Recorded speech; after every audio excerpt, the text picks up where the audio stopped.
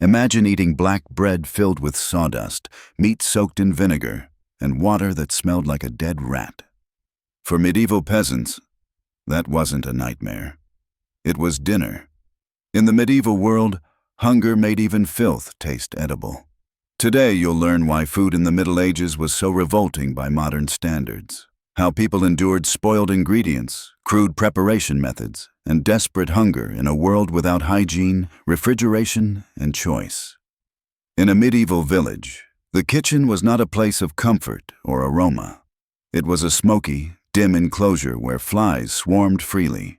Dogs waited underfoot for scraps, and firewood was precious enough to be rationed. The hearth, often the only cooking surface, served more as a slow-burning pit for boiling than a true stove, and the air above it carried the scent of damp ash, sour fat, and old rot. Food was rarely fresh. Milk spoiled within hours unless turned immediately into cheese. Fish began to stink the moment it left the water, and meat, when available, had to be smoked, salted, or dried if it was to last more than a day. Without refrigeration or sealed storage, preservation was more a gamble than a solution. Salt, though essential, was expensive and often impure, clumping in wet lumps that could mold or rot on their own. Smoking meats offered limited success. Flies still laid their eggs beneath the skin, and a careless cook might not notice the smell until it was too late. Pickling became a way of life. Cabbage, onions, and even eggs were submerged in brine so sour it could make the eyes water. Yet it was this sharp vinegar sting that many came to associate with the idea of food. Worse still was the water. Wells could be poisoned by latrines or waste dumped nearby. Rivers carried the filth of upstream towns, and stagnant ponds teemed with parasites.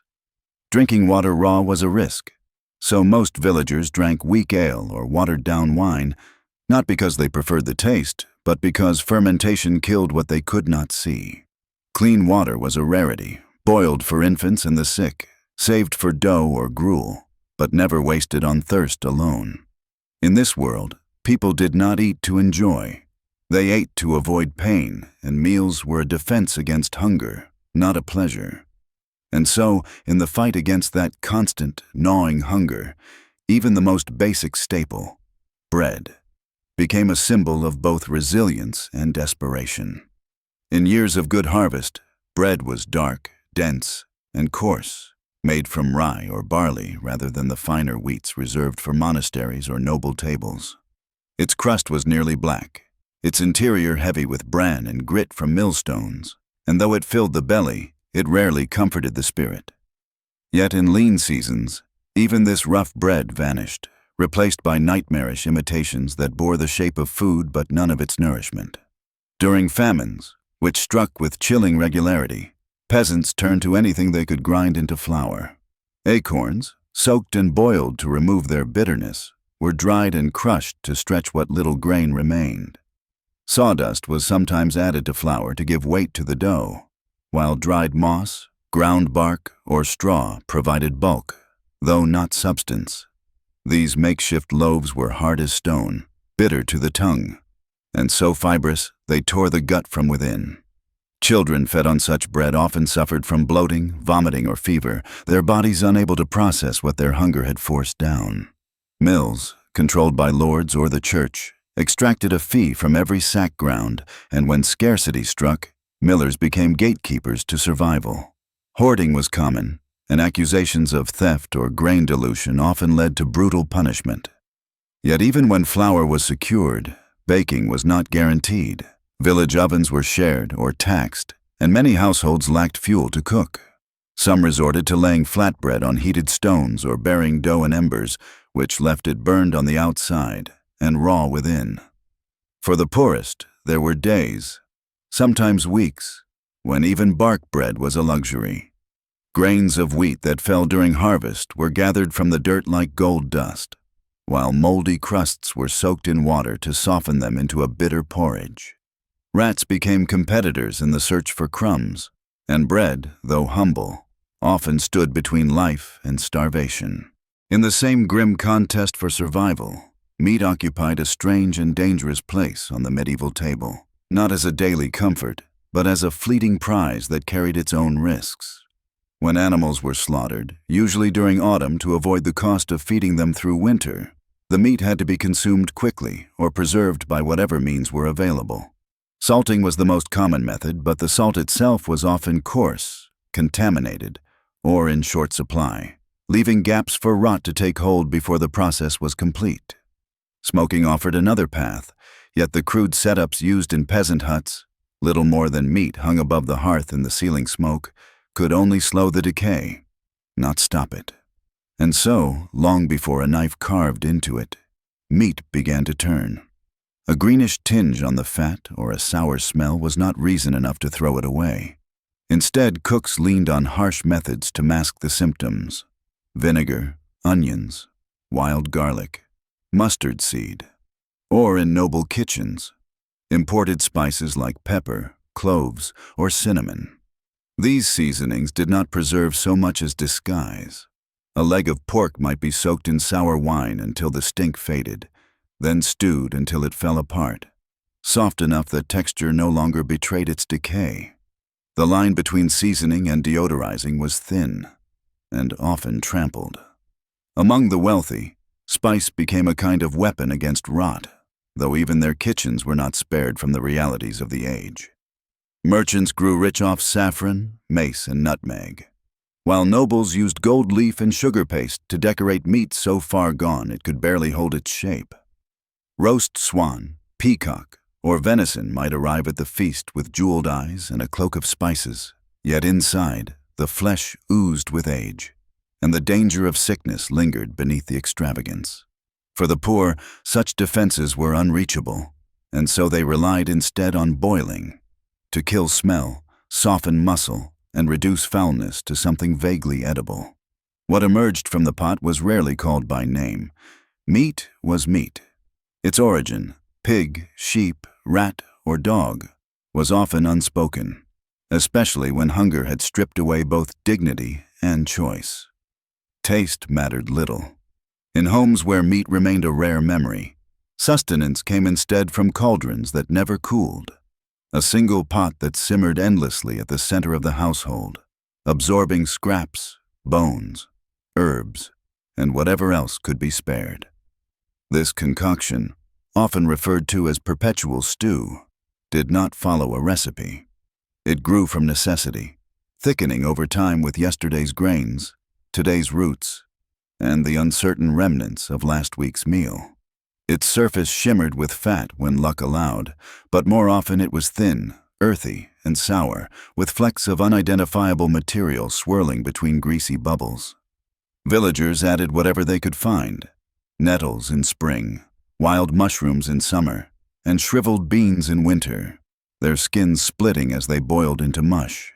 Meat bones, long stripped of flesh, were reboiled until the marrow dissolved into the broth, lending it a faint richness that masked its otherwise bitter simplicity. Bits of barley, stale bread soaked into paste, or sprigs of wild thyme gave occasional moments of texture or flavor, but these were exceptions in a dish designed to stretch the impossible. Each day the pot absorbed more, darkened further, and thickened with the memory of past meals. It was never cleaned fully, only topped up or replenished. The crust that formed on its rim, a record of dozens of evenings passed in hunger. A visitor could lift the lid and find peas on Monday, turnips by Thursday, and on Sunday, perhaps a hint of salted fish. It was not so much a meal as a slow tide of desperation, ebbing and flowing with the rhythms of the land, the weather, and the Lord's demands. This stew, though humble, brought a strange kind of comfort. It warmed frozen hands, filled empty bellies, and made the air smell of something other than damp straw and unwashed cloth. Around it, people gathered, mothers stirring, children waiting with bowls, old men blowing steam from their fingers. It was survival rendered liquid, seasoned with patience and the dull ache of monotony. It lacked all grace or pleasure, yet to many, it became the defining taste of home. Even in manor halls where wealth flowed like wine and gold adorned every candlestick, the relationship with food was no less fraught, only different in texture, ritual, and illusion. While peasants gnawed at bark-laced bread or waited for bones to soften in the pot, Nobles surrounded themselves with exotic delicacies imported at great cost from distant lands. Peacocks were roasted and served with their feathers reattached, their beaks painted with silver leaf. Elaborate pies hid live birds that would burst into flight when the crust was broken, and desserts molded from sugar resembled castles or animals, destined to impress rather than nourish. Yet beneath all this opulence, danger still festered. Rich sauces masked the age of meat that had traveled too far, sat too long, or spoiled in warm pantries lined with velvet. Spices, clove, nutmeg, cinnamon, and ginger were used not just to season, but to deceive, their pungent aromas covering decay with a thick perfume. Noble kitchens, though more elaborate, still lacked true refrigeration or sanitation, and servants worked in conditions barely better than their peasant kin, handling carcasses swarming with flies or laying out dishes under ceilings blackened with smoke. Gastronomy became a game of power and spectacle rather than balance or safety. Tables creaked under the weight of 15-course meals, where boar's head was glazed in honey, and swans were stuffed with quail, which in turn held eggs dyed with herbs. Sugar, newly imported and ruinously expensive, was consumed not as a treat, but as a symbol, poured over meat, mixed into sauces, and believed by some to have healing properties. Physicians even prescribed gold leaf to promote vitality, creating meals that shimmered but poisoned quietly from within. Overeating was not seen as a flaw, but as a mark of status. The corpulent noble was not shamed, but envied, his gout a sign of wealth rather than gluttony. Meanwhile, cooks toiled in the heat, churning out mountains of food that might be tasted once, then scraped away for dogs or swine. In this world, food was no longer just survival. It was performance, medicine, decoration, and danger, all layered beneath a gloss of luxury that masked the same rot the poor knew far too well. Yet even beyond the reach of noble indulgence or peasant scarcities, food in the medieval world was shaped by forces neither economic nor seasonal, but spiritual. The Church held dominion not only over souls, but over stomachs, and through its calendar of fasts, feasts, and sacred prohibitions, it dictated what could be eaten and when. For many, the restrictions were near constant. Nearly half the days in a year were marked by some form of abstinence, and while Sunday meals might have offered meat or cheese, Monday could bring nothing but thin broth and dried beans. During Lent and other holy periods, flesh of any kind was forbidden. In theory, this was an act of purification, a reminder of Christ's suffering. Yet in practice, it often transformed already limited diets into exercises in endurance. Fish became the substitute of choice, though for those far from rivers or coasts, it meant salted cod or dried herring so tough it had to be beaten with a hammer before boiling. Even for monks, whose gardens provided herbs and legumes, the monotony of lentils, cabbage, and coarse bread ground their bodies into fatigue. Fatigue became part of the ritual, accepted as divine discipline. In the quiet, stony refectories of monasteries, meals were taken in silence, the only voice that of the reader reciting scripture. Bowls of barley porridge, ladled without seasoning, were passed along wooden benches worn smooth by centuries of elbows. Meals began and ended with prayer, and though hunger stirred in every belly, no one dared break the rhythm of spiritual focus. Gluttony was a sin, indulgence a weakness, and flavor, if it ever existed, was viewed with suspicion. For the laity, fasting could be a greater burden. Without monastic gardens or church-stocked cellars, villagers had to make do with whatever fit the church's rules. Almond milk, sometimes made from spoiled nuts. Eel or lamprey if lucky. Otherwise, turnips and sour beer. Innovation bred contradiction. Some believed that beavers, who lived in water, counted as fish and could be eaten on fast days. Others dined on whale meat, legally approved despite its mammalian nature. In these strange moral negotiations, food lost its essence as nourishment and became a vehicle of penance, a slow test of obedience measured not by satisfaction, but by how much one could endure without complaint. And yet, beyond the reach of calendars, rituals, or recipes, there existed moments when survival eclipsed every other instinct, when hunger, pure and unrelenting, consumed all thought, and erased every boundary of what food could or should be. During sieges, droughts, and famines, when supply lines failed and granaries emptied, people descended into a desperate realm where rot, filth, and even flesh itself became part of the menu. In such times, taste held no power. Only the stomach ruled, and it demanded sacrifice. Historical chronicles, written by monks with shaking hands or survivors still haunted by memory, tell of the terrible meals consumed when cities were starved into submission. Belts were boiled for their leather. Roof thatch was scraped for bird droppings. Rats, cats, and dogs vanished from the streets, not because they fled, but because they were eaten.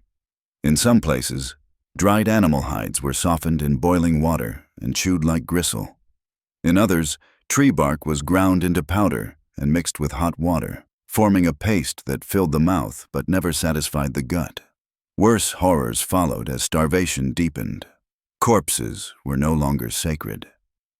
There are recorded instances, not tales, but formal depositions, of bodies unearthed from graves and consumed in silence, of dying relatives shielded not out of mercy, but out of fear they would be taken before death. Mothers were said to hide their children from neighbors, not to protect them from violence, but from hunger. Cannibalism, in these rare but very real cases, emerged not from cruelty, but from a torment so absolute it stripped away the soul's resistance. These were not everyday meals, nor even remembered ones, but they existed within the boundaries of medieval reality. Hunger was not a metaphor or a literary device. It was an animal force, always circling the edges of the table, waiting for the moment when salt ran out, when bread turned green, when stew lost its warmth. And when that moment came, it did not matter what was on the plate, what had once breathed or grown or decayed. All that mattered was that it filled the emptiness, if only for a night.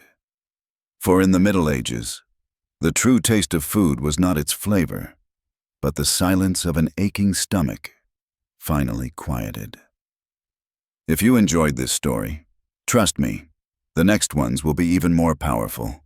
You're about to hear things no one else is telling. Subscribe to our channel so you don't miss what's coming. If this video moved you, leave a like and drop a comment. And most importantly, share it with someone you care about. See you in the next video.